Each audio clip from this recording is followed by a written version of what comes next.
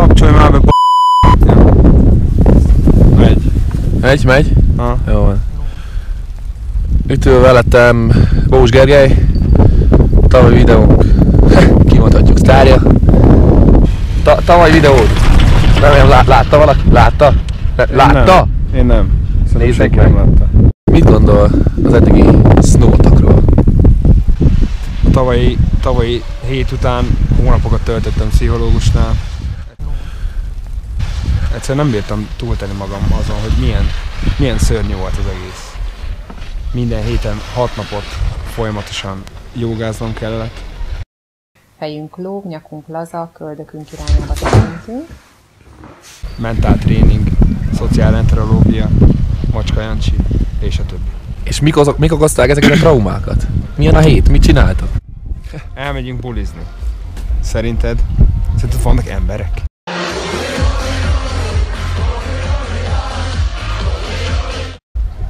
Szerinted jó a zene?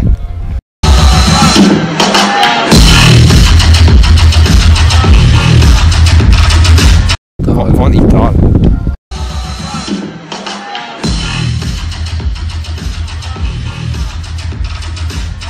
Alkohol se fogyasztanak? Nem, semmi. Az emberek itt Nem. Ez úristen. Üdvözlök mindenkit, itt van velem Bajai István, 24-szeres világbajnok Csicskák. Az időjárásról meg a hasonló tényezőkről beszélünk, amik a fesztivált érinti. Nincsen hó, nem tudunk síelni, szakad a hó, szakad a eső. István, nem gondolod, hogy ez egy kicsit ellentmondásos kijelentés volt? Szakad a hó, de 5 fok van. Ja, tehát az eső esik. De elolvad, mire leér. Milyen hó?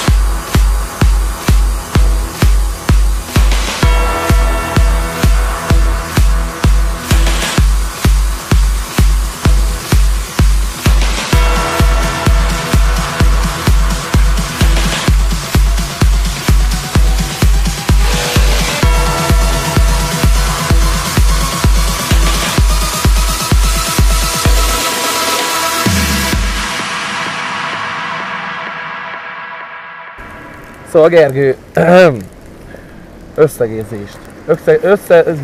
összegzést várunk. Összehét, Összehét. tehát a jövő... Mi? Csapó.